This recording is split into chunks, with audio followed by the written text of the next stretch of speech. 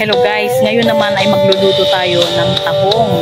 Ano kaya ang luto ng tahong na hindi nyo pa natitikman?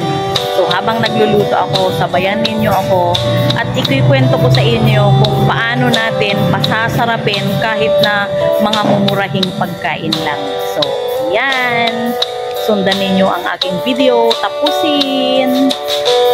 Eto guys, in-steam ko yung tahong, tinanggal ko dun sa shell, nilinis na mabuti, nilagyan ng Spanish pepper, kung ano-anong mga ricado, Italian seasoning, cayenne pepper, nilagyan ko ng black pepper, meron din yan garlic powder, pero kung wala yung mga yan, okay lang. Ang main ingredients po nito ay cheese, isang itlog, pero itlog ilagay pag natimplahan na lahat, and then black pepper, yun lang. Tagtaran muna ng maraming bawang at saka sibuyas, pwede na. Pero kung meron naman kayong mga ingredients kagaya ng sinabi ko, pampabango yun guys, napakabango kasi i-oven po natin ito.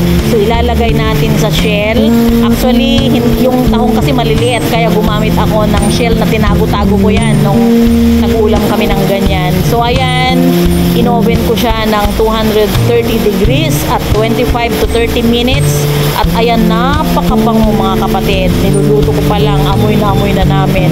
Ang sausawan po niyan ay bawang, lemon, at saka lalagyan natin ng konting soy sauce or patis. Sa susunod na may tahong ka, try mo yan. Magugustuhan ng pamilya mo.